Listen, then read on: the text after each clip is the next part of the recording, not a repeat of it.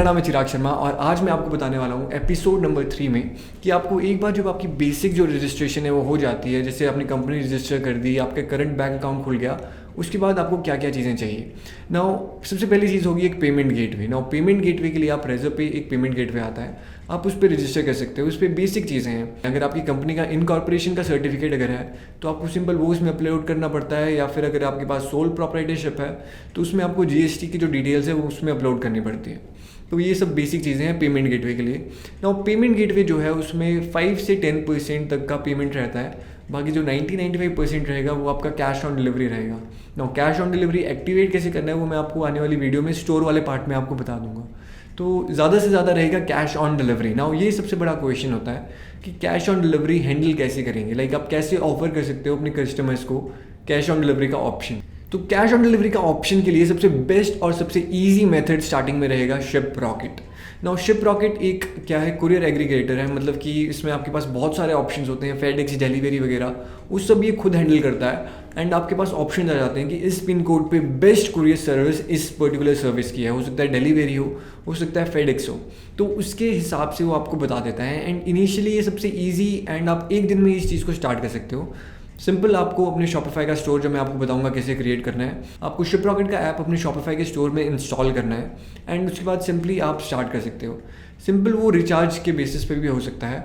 आपने let's say 2000 का recharge किया एंड पर शिपमेंट आपको 120 रुपीज़ लग रहे हैं, तो उस हिसाब से आप उतनी ज़्यादा शिपमेंट्स डेली की भेज सकते हो। तो वो डिपेंड करता है कि आपका कितना बजट है, कितना आप ज़्यादा शिप कर रहे हो डेली पे। तो एक बार आपका शिपिंग का ये सब हो गया, उसके बाद आपको नेक्स्ट चीज़ आती है आपको पेमेंट कैसे आएगी।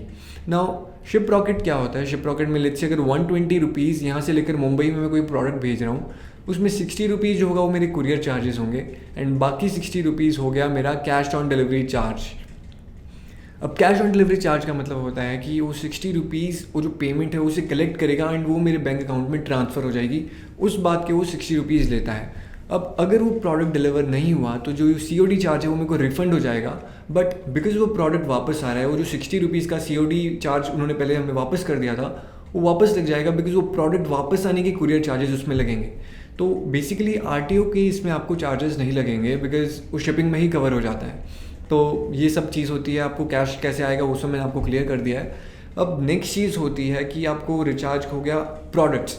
ये काफ़ी बड़ा एक क्वेश्चन है, मेरे को काफ़ी लोगों ने पूछा अब तक कि जब भी आप प्रोडक्ट स्टार्टिंग में बाय करोगे GST का ही बिल लीजिए, बिकॉज अगर आपके पास GST का बिल है उसमें इनपुट आउटपुट का रहता है। अगर आपने काफ़ी GST का इनपुट आपका बन रहा है और आउटपुट भी बन रहा है तो बैलेंस हो जाता है, उतना कम आपको GST पे करना पड़ेगा। इसीलिए अगर आपके पास एक कंपनी अकाउंट है तो जो भी चीज़ें आप यूज़ कर रहे हो, लेट्स से कि आपकी फ़्लाइट के चार्जेस, कहीं होटल में रह रहे हो उसके चार्जेस, हर किसी में GST चार्ज होता है। तो आप सिंपल अपना GST नंबर दे सकते हो, बिकॉज उतना फिर आपका इनपुट वहाँ पे बिल्ड होता रहेगा एंड अल्टीमेटली फिर आपको GST कम पे करना पड़ेगा, बिकॉज वो फिर बैलेंस हो जाएगा। तो ये सब चीज़ें आप यूज़ कर सकते हो GST के लिए। एंड एक इंपॉर्टेंट थिंग जो मैंने आपको पहले भी बोली थी वो है क्रेडिट कार्ड्स। नाउ अभी आपको ये उतना ज़्यादा लगेगा नहीं कि आपको क्रेडिट कार्ड चाहिए, बट एक बार जब आप थोड़ा स्केल करोगे, बिकॉज ऑर्डर्स जब एक बार आएंगे आपको, तब आपको ज़रूरत पड़ेगी कैश की, आपको प्रोडक्ट्स परचेज करने पड़ेंगे। बिकॉज जब लेट्स से कि मेरे को आज 50 ऑर्डर्स आए हैं, अब 50 ऑर्डर्स को पहले मेरे को बल्क में परचेज करना है, उसको पैकिंग करनी है, उसके शिपिंग के चार्जेस जैसे मैंने आपको बताया प्रीपेड शिपरॉकेट में होगा, तो आपको उसके चार्जेस उसी टाइम देने पड़ेंगे, जबकि कैश फ्लो जो कि वो प्रोडक्ट है वो एवरेज अराउंड 3 से 5 डेज़ के बाद डिलीवर होगा। तो 3 से 5 दिन के बाद जब वो डिलीवर होगा उसके भी 2-3 दिन बाद आपको वो पेमेंट आपके बैंक अकाउंट में आएगी। तो अराउंड 7-8 डेज़ का आपके पास कैश नहीं रहेगा। इस वजह से अगर आप क्रेडिट कार्ड यूज़ कर रहे हो तो आप शिपरॉकेट एंड फेसबुक एड्स दोनों का दोनों जो है आप वो क्रेडिट कार्ड के ऊपर बिल हो सकता है एंड वो फिर 45 डेज़ बाद आपको देना पड़ेगा।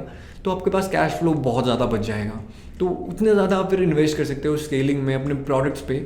इसी वजह से मैं हमेशा रिकमेंड करता हूँ कि आपको एक क्रेडिट कार्ड, कम से कम 2-3 क्रेडिट कार्ड होने चाहिए। अगर नहीं है तो आप बनवा सकते हो, ईजिली बन जाएंगे। HDFC का मैं पर्सनली यूज़ कर रहा हूँ, HDFC एंड अमेरिकन एक्सप्रेस, ये सब काफ़ी अच्छे रहते हैं। बाकी वो आप अपना डिपेंड कर सकता है। SBI के मत लीजिए, बिकॉज SBI मैंने पर्सनल एक्सपीरियंस में मुझसे कभी अटैच नहीं हुए मेरे किसी भी ऐड अकाउंट में, इस वजह से SBI का अवॉइड कीजिए। बाकी कोई भी और बैंक है आप उसमें अप्लाई कर सकते हैं एंड 2-3 बैंक में अलग अलग आप अप्लाई कर सकते हैं क्रेडिट कार्ड्स के लिए। बाकी अब मैं अगली वीडियो में आपको बताऊंगा कि आपको स्टोर बेसिक क्रिएट कैसे करना है बिल्कुल स्क्रैच से, एंड फिर उसके बाद आपको प्रोडक्ट कैसे ऐड करना है, वो सब मैं आपको अगले वाले वीडियो में बताऊंगा। तो डोमेन आप तब तक सोच सकते हैं कि आपको स्टोर का अपना नाम क्या देना है। उसके आइडियाज़ आपको ऑनलाइन काफ़ी मिल जाएंगे। आप सिंपल लिख सकते हो डोमेन नेम जनरेटर या कुछ भी, आपको ऐसे आइडियाज़ मिल जाएंगे। तो बाकी अगर आपको कोई भी डाउट्स है इन पर्टिकुलर टॉपिक से रिलेटेड, आप नीचे कमेंट्स में लिख सकते हो। Thank you.